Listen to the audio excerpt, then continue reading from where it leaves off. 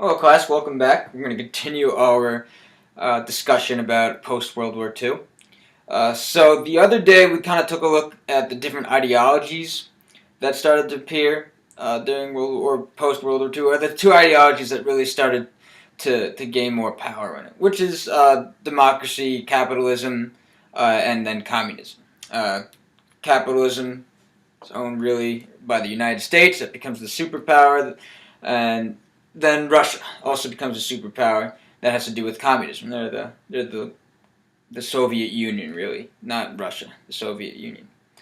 Um, so we're going to take a look at the events of the Cold War. The Cold War is really a war that never really went hot. I know what that means, but what I mean by not hot, I mean not everybody died, because once the World War II ended, once World War II ended with the bombings of Hiroshima and Nagasaki in Japan, this arms race really started to appear with the nuclear arms race, and it was basically just both the United States and Russia building up their nuclear armaments in preparation for war, just in case.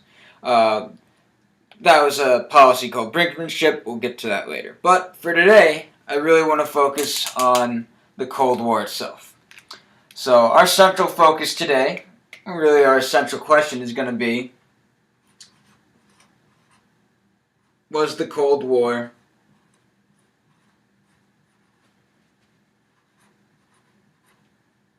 a global event? And what I mean by global, I mean not just affecting the United States and Russia, I mean affecting everybody. So we're going to take a look at that today.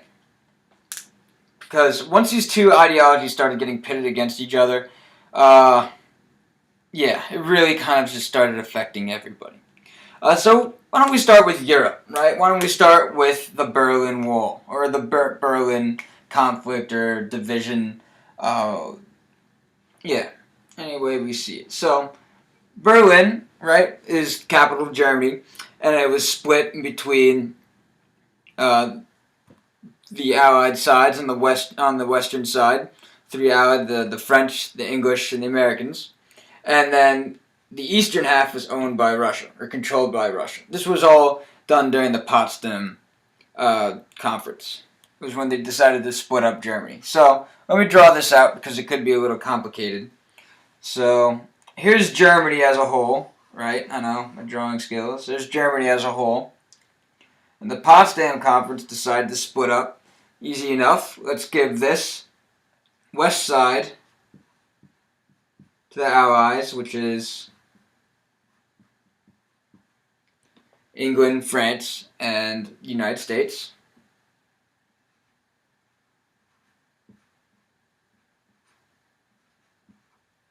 And then we're going to give this side to the Soviets, the Russians. So, simple enough, right? This is the eastern side. But they also had to split up Berlin. And the problem with that is that Berlin didn't land right in the middle of the country. It was totally inside the Soviet-controlled era of the eastern half of Berlin. So what they had to do with Berlin, right? Here's Berlin.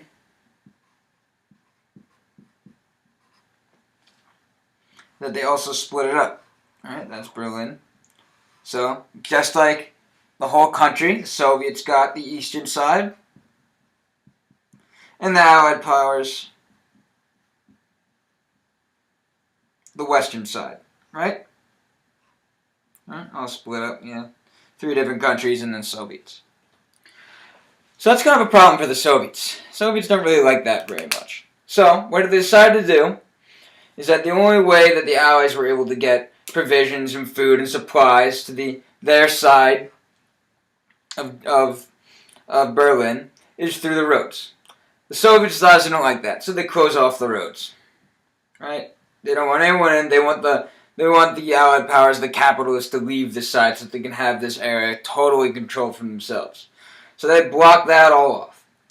But instead of giving up, the Western countries, the Allied powers, fly in supplies. This all happened in 1948, and this is known as the Berlin Airlift.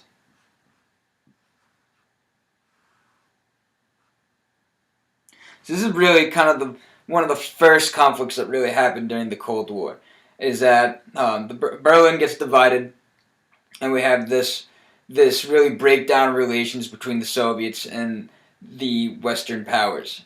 So they try to close that off because Russia's goal, right? Here's my nice little map. Russia's goal is to control all this whole area of Europe. You can see now this is just the Russian Federation. That's what we have today. Back then it was the Soviet Union, and it had all these little states right here. Right? I know it's hard to see on the camera. Wish I had a bigger map, but in a classroom I would. All these little states right here were under Soviet control. They weren't part of these smaller states right here. They were totally under control of the Soviet regime. And those were either just considered part of the USSR, or they were puppet states, or satellite states that we call them, with installed Soviet regimes.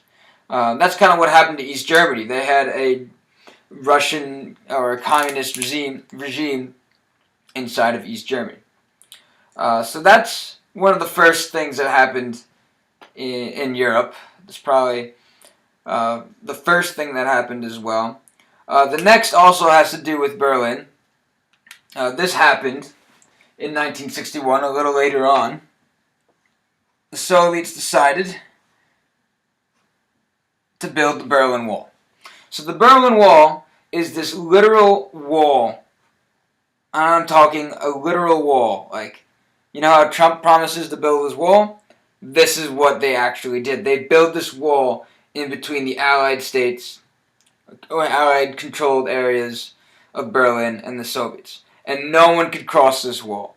The Soviets were really afraid of people defecting over, which defecting is, let me spell that out, defect is just to go to the other side and be with the other group. And you kind of have to sneak over and do that. That's not a really, people don't want you to defect unless you hold something of theirs. Like, you don't want them to share your secrets, but they defect you to your enemies. You don't want people to defect to you. So they built this literal wall, the Soviets, to not allow people coming in from the west, or people even leaving from the east. Still, people snuck through. A lot of people ended up getting shot and dying for trying to cross the wall and trying to escape Berlin into West Berlin.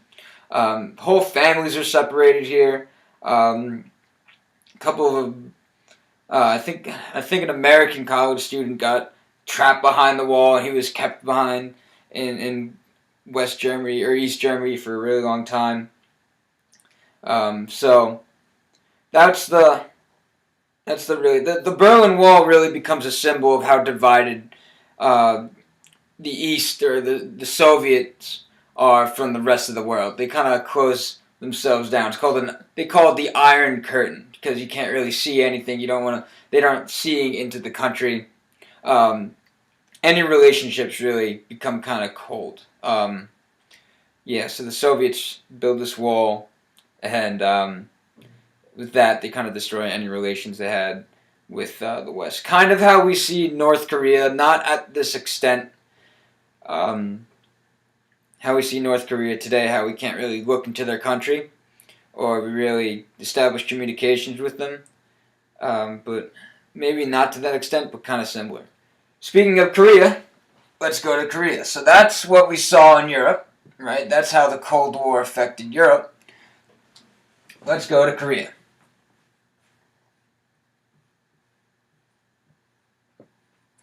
So, just like Berlin, Korea was also split up into a communist section and then a democratic and capitalist section. And that was because once the Japanese surrendered World War II, the Soviets and the United States and their allies also decided to split up Korea, because Japan annexed Korea within World War II. They took over. So they had to They decided to split that area up, split that land up. And this is how they did it. Let me draw out Korea to the best of my abilities here. The Korean Peninsula. This is the whole thing.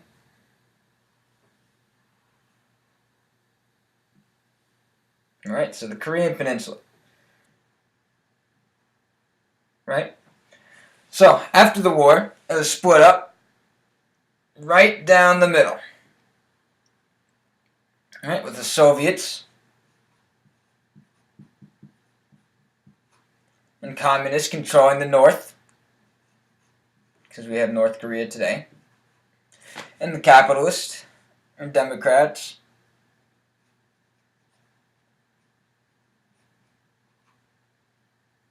holding the south.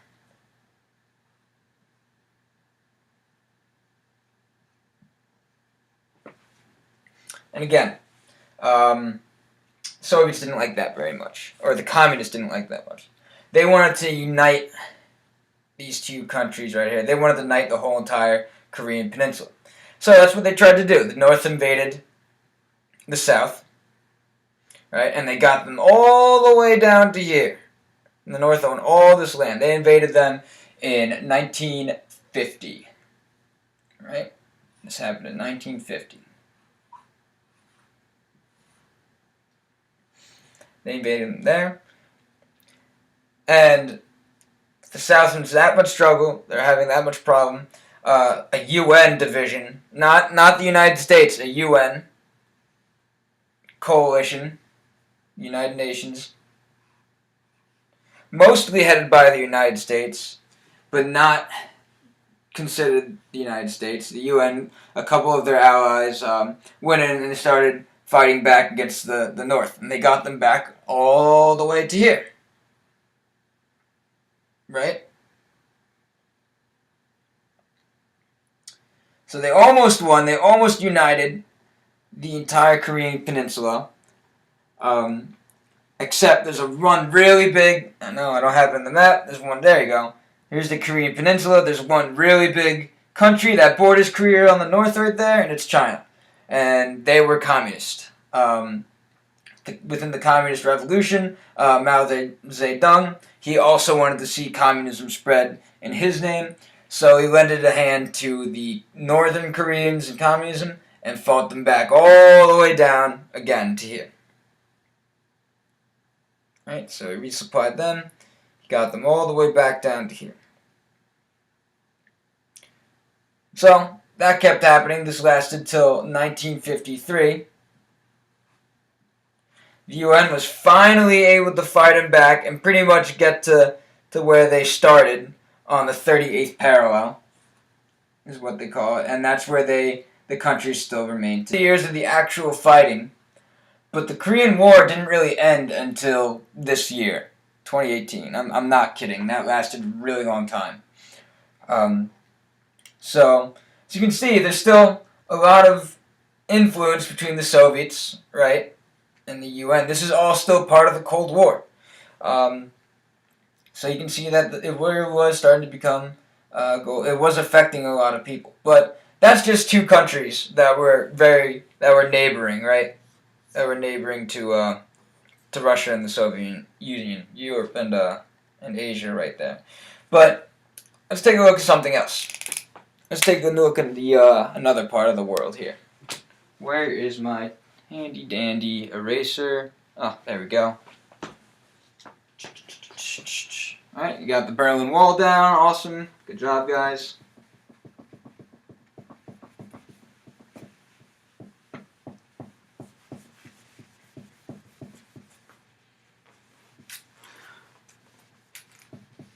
Let's take a look at the small country that's close to us, actually. Probably the closest event that happened during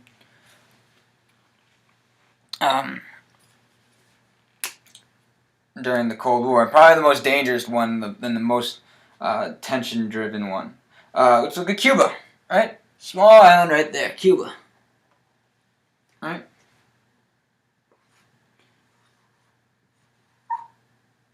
So Cuba had a communist revolution started by Fidel Castro.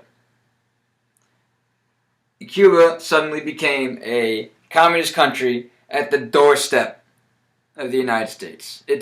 I think it's definitely less than 500 miles from Florida. It was very, very, very close.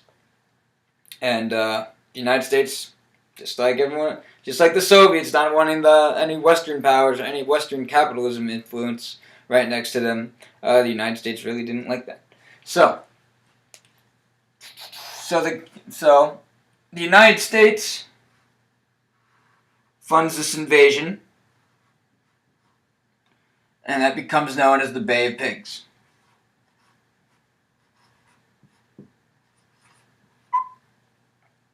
And this happened in 1961. So the Bay of Pigs occurred when a group of Cuban nationalists who fled the country when Castro took over. A couple of nationalists went back to the United States, asked them for help, and the CIA trained them and provided them the support to try and overthrow Castro. And they failed miserably. I think the revolution or their attack against Castro lasted about 3 days and didn't really work. So that kind of made Castro really mad, and that wasn't really a good thing since, probably the strongest ally that they had was Russia, who at this point built up their nuclear arsenal like crazy. So that leads on to the Cuban Missile Crisis. This is pretty much the prelude of what caused the Cuban Missile Crisis. Once Castro was invaded, he felt threatened by the United States, and he wanted something to defend himself with. So he asked the Soviets for help, and they gave him nuclear weapons to place on Cuba. And this was a very tense, 5 or 10 days. This is known as the Cuban Missile Crisis.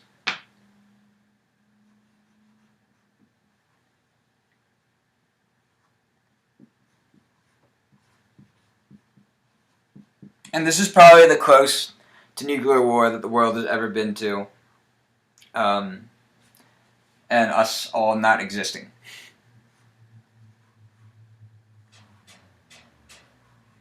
So what happened here was that the Soviets started importing nuclear weapons to Cuba, which, as you can see, is really, really, really close to the United States. And the United States didn't like that. So once they found out about this, they decided to blockade Cuba. Right? They wouldn't allow any other shipments from Russia coming into Cuba. So it stopped that, but there's still tons of nuclear missiles on the island right now. And this was an incredibly tense situation. There was a spy plane that got crashed or shot down over Cuba and killed the pilot and just raised tensions enormously, and it was really bad. We almost all died, like I said before. And it wasn't until Kennedy and then Khrushchev reached an agreement. Khrushchev was at this point the premier of the Soviet Union. They came to this agreement where the United States actually had their own nuclear missiles in Turkey, which is really kind of also close to the Soviet Union, to be honest.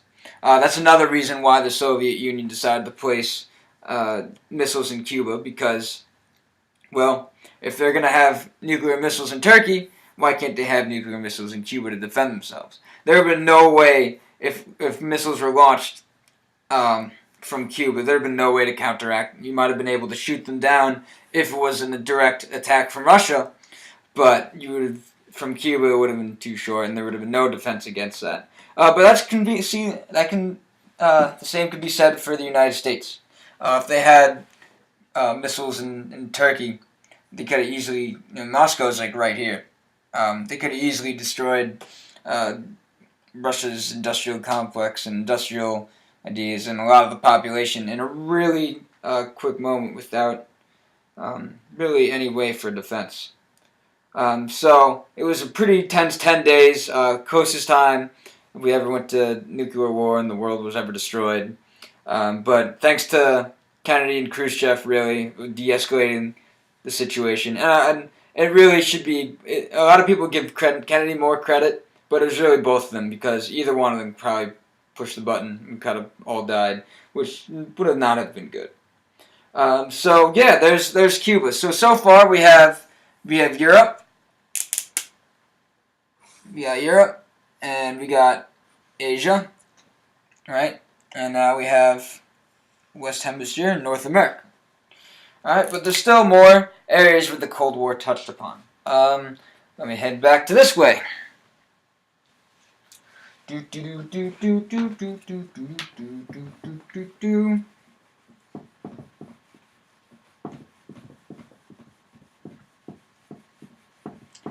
I'm just going to talk about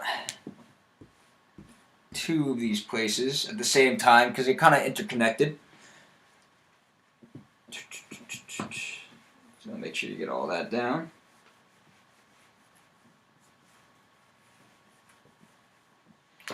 Alright, so we're going to talk about the Middle East. And this is a little later on.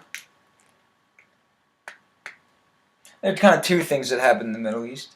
Yeah, why don't we just talk about those real quick. So we have the Iran and the Iraq War.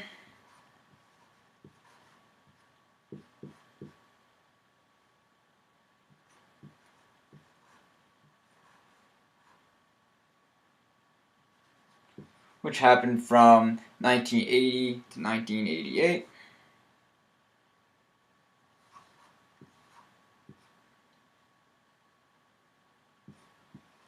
And in a weird way, these are connected, we have the Nicaraguan Revolution. I'm not kidding, these two are totally connected. And I'll show you in just a second.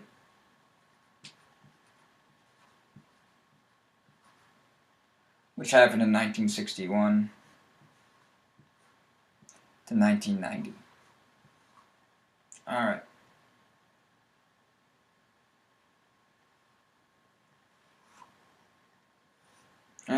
Alright, so the Iranian Revolution, Iraq invaded Iran. Pretty much, that's kind of the breakdown to it. But this government, Iran, was still less hostile to the United States than Iraq was. They were kind of more friendly to the Soviet Union than Iraq was more so closely related to the Soviet Union than it was the United States. Even though Iran had a pretty awful government and a horrible regime, the United States still opted to back them and sell Iran weapons to defend themselves just because they were, let me just write this down, just because the Soviets backed Iraq more than they did Iran. So that becomes really a trend of the United States. Even if the country's leader is a jerk, as long as they defend against communism, the United States would usually try to back them, at least this point, and at this time in time frame right here in the Cold War. That's really because of this idea called the domino effect. So I'm going to write that up here. It's going to be a nice little sidetrack from jumping into the mess of what is called the Nicaraguan Revolution. So the domino effect.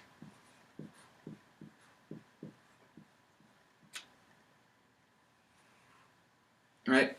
So the domino effect is this idea that if one country falls to communism, then the rest around it will follow. So say if the United States lost North Korea, or they lost the Korean peninsula, then probably Japan would fall next entirely to communism. Then maybe the Philippines, and then so on and so forth, and maybe it goes all the way down here. So that's kind of the domino effect. So the United States' main goal was really to stop the spread of communism. That's also called containment, right?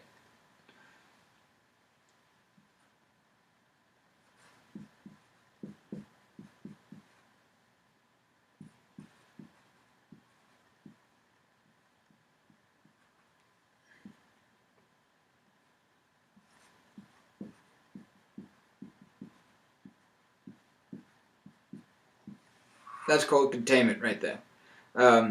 That's to stop the spread. That's the United States' main goal, is to stop the spread of communism, which is also kind of the main goal of the Soviet Union. They want to stop the spread of capitalism.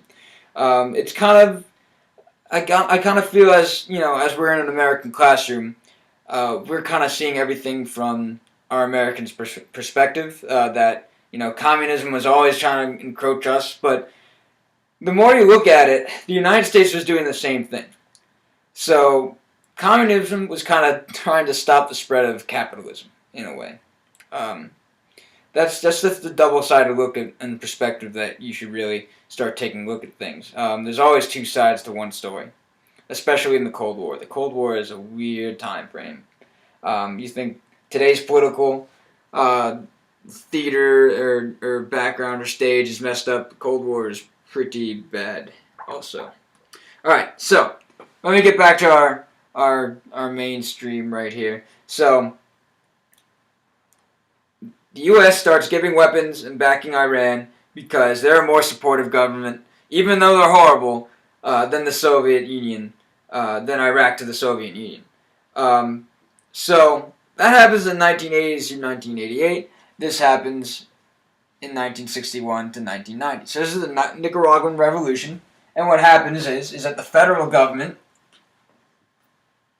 was starting to get overthrown by a rebel group, right? So I'm going to write this out because this is going to get weird. So it's the federal government, right, was getting overthrown by a rebel group.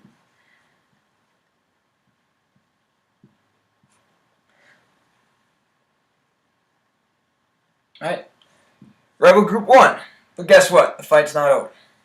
Right? Snake back here. They take control of the government.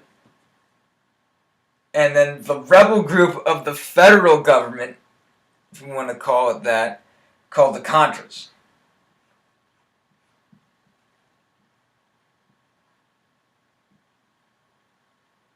Now this rebel group right here, the original rebel group, was, you guessed it, more sympathetic to the Soviet cause, or more sympathetic to communism.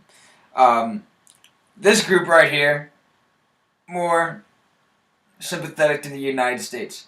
But this still, they were a horrible group of people. They committed so many atrocities in Nicaragua.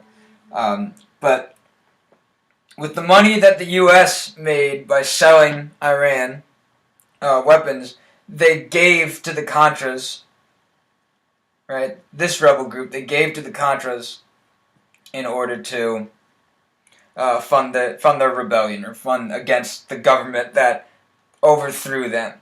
It's a really complicated situation, and I'm going to assign some readings and homework for that. But that's basically the watered down version of it.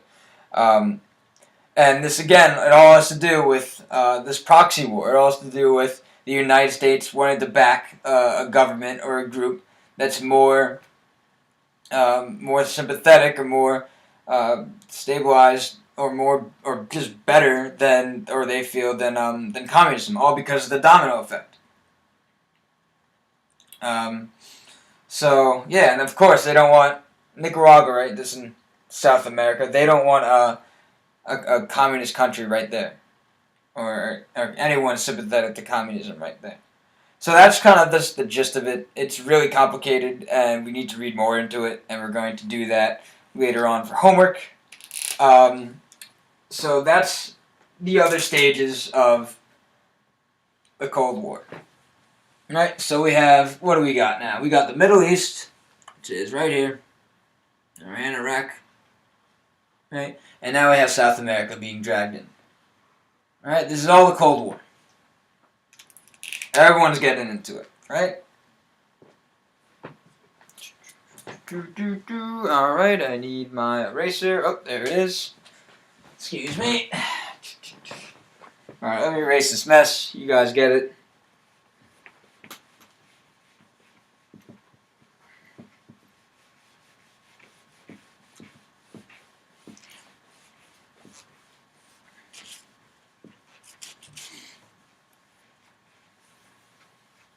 But what about the Indian subcontinent? Well, guess what? We're going to get to that next.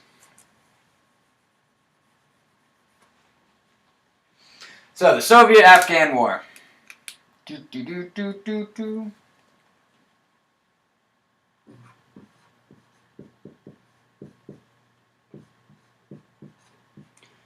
And you know what? Next to it,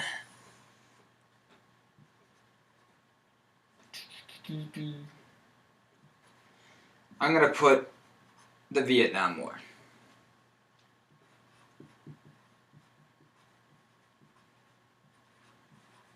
At this point, we should all be pretty familiar with what the Vietnam War was.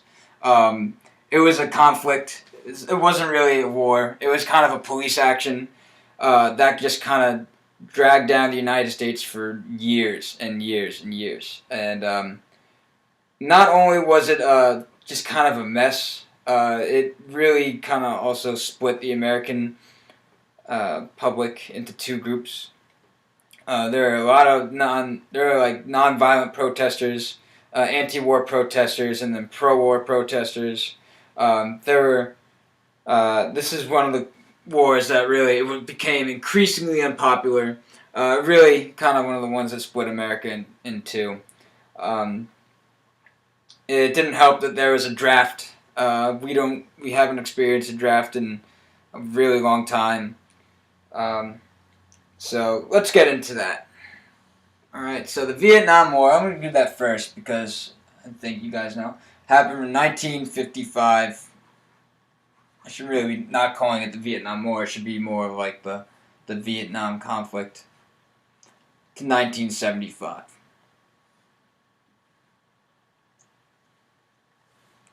Right, so just about 20 years. 20 years of fighting. And it started with small, slow, low-key advisories from the United States until an increasing amount of troops were sent into Vietnam. And it was just a really gruesome war. It was the Vietnamese, just like any other country, was split, just kind of like Korea, was split into a North and South, Communist North and Democratic South.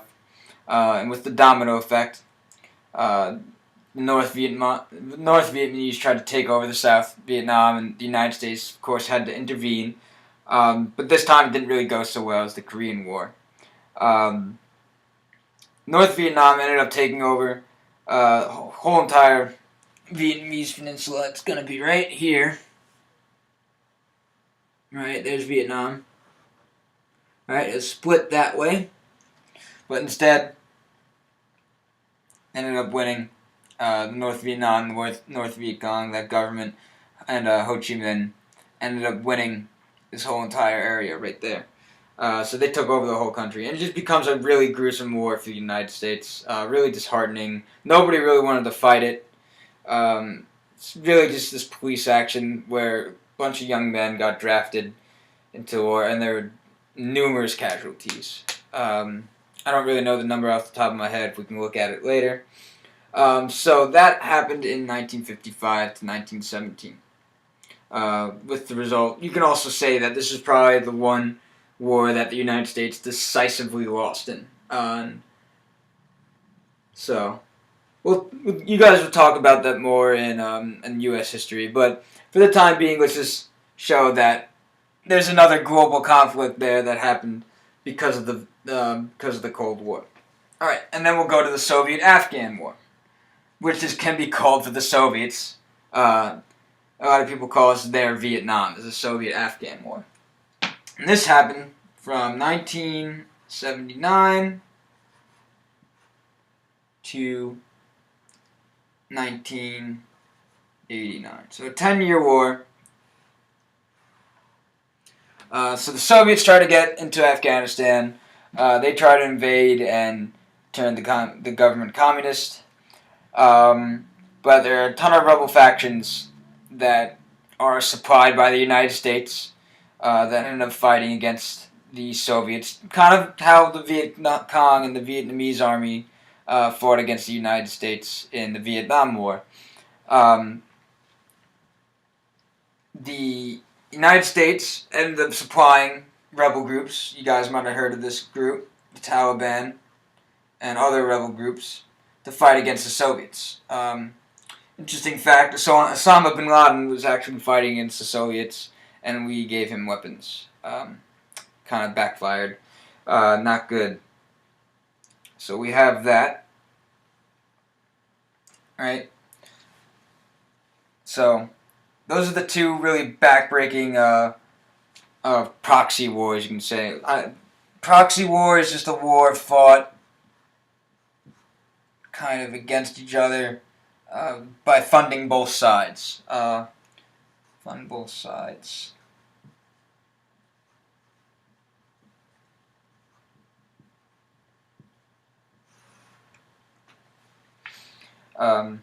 So, yeah, there's that.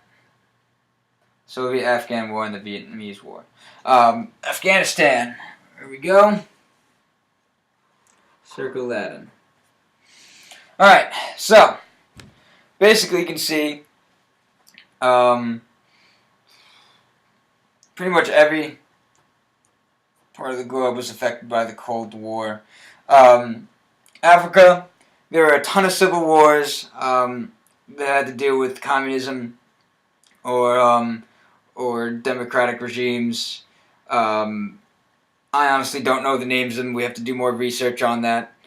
But there are plenty. I think the Congo. I think there's a Congo civil war. Where are you, Congo? The Ethiopian civil war is more known for that. Here we go. Ethiopia. Ethiopia, same thing. Civil war. The Soviets. Let me get my eraser. Soviets back one side. The United States, of course, back the other side. Again, this very watered down basic. It was so much more complicated than that. All of these wars are definitely way more complicated than I'm giving to you right now, but these are just the gist. This is what's going on. Ethiopian War lasted from Ethiopian Civil War.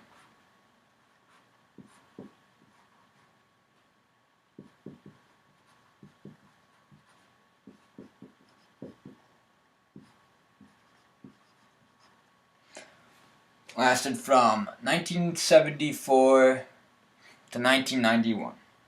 So went out of the Cold War, basically. Because the Cold War kind of cooled down by the 1990s. We're going to say that. Right? Same thing. I don't really know the names of the factions that were fighting. But just like in every war in the 70s, or later, the U.S. picked one side and the Soviets picked another. It all depended on who was more sympathetic to their governments. It didn't matter if they were horrible people. It didn't matter if they were going out and committing atrocities and war crimes. It was just whatever government looked better or would stop the other side's ideology. So there's that. Those are pretty much all the facets and battlegrounds, you could say, of the Cold War. But there is still one more that I want to talk about that's real quick. Here we go. That's the moon. Right? Looks like a cookie. That's the moon. The space race. The space race was behind all of this, was still kind of a conflict in the Cold War. It really started off with the Soviets. Let me walk over to the side. It really started off with the Soviets launching Sputnik in 1957, which is a little satellite. Here, I'm going to draw that for you. Woo. Right? Boop, boop, boop. There's a little satellite that could orbit the Earth and send out this radio message. And of course that freaked everybody out. It was really more the Soviets were kind of looking a way to deliver nuclear missiles in space that would have been undefendable from any countermeasure that the United States could give. So that's really why the Soviets kind of invested into their space program. The Soviets then also put a man not on the moon. They put a man in space. The first man in space, 1961. Oh, Sputnik happened in 1957. Whoa, can't even write anymore. Oh boy. If only I had my PowerPoint. They put first man in space, Yuri Gagarin, in 1961.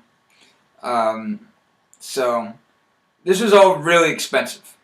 Getting any type of space program, you guys probably heard Elon Musk, SpaceX, and how expensive that is.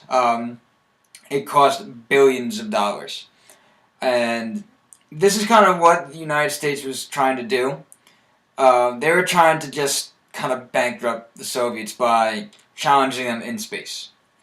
Of course, the United States win the space race, right? Boop. They win the space race. They put a man on the moon with Apollo 11 missions in 1969. Neil Armstrong, Buzz Aldrin. You know those guys, right? They go on the moon. Woo! Here they are. So, yeah. So what do you guys think? Long lecture, I know. Usually I wouldn't do this style in a lecture, but my class right now doesn't exist. But I got you guys on the telephone, on the computer. So what do you guys think? Was the Cold War a global conflict? Forgot to write it. Was the Cold War a global conflict? And you be the judge, right? These are only small numbers. I can go on and on and on about the number of countries that were affected by the Cold War. Look, it was even outside our planet. All right, here's our planet. All right, there's our there's our planet. Here comes the moon. It's revolving around the Earth, and you all know the deal with that. I'm not a science teacher, but you can even say that even went outside of our world. But this is the Cold War. It was messy. It was complicated. There was really, no limits. Nothing was off limits. All because of these two separate ideologies. Like I said, the world was almost destroyed. We probably would have all died if it wasn't for a couple of key people really keeping their heads, both on the Soviets and the United States side. So yeah, those are all really the major conflicts of the Cold War. And yeah, that's the end of class. Alright, so that presentation is done. So normally what I would do, what I think is a good idea to run an idea like this, is to do a museum walk. I would probably have a number of wars or conflicts spread out across the room, probably maybe 8 or 9, and have students rotate and look at the individual conflicts that were on with more sheets of more information, something they could take a picture of and answer questions on it later, because this stuff is all just, it's so much information to take in. Of course, I would go over. I would start the class by going over the key terms: domino effect, domain effect, domino effect. I don't even know if that's spelled right, but I think it is. Domino effect, and then containment. I would go over those two things with my students first before I would do that museum walk. But I feel like the museum walk is the best way to do this program, because this gives them enough time to look at something in small groups, to look at an article, to take in information, and then move on to the next one. Because I feel like that's the only way to really sink in with the Cold War. I mean, this is a 2-unit topic. This is one section of the 2-unit topic. In more of my topics, we go over the Sino-Soviet split. We're going to go probably more in depth with the not the Korean War, but the UN and their actions. So yeah. Yep, that's the end of my lesson. Thank you.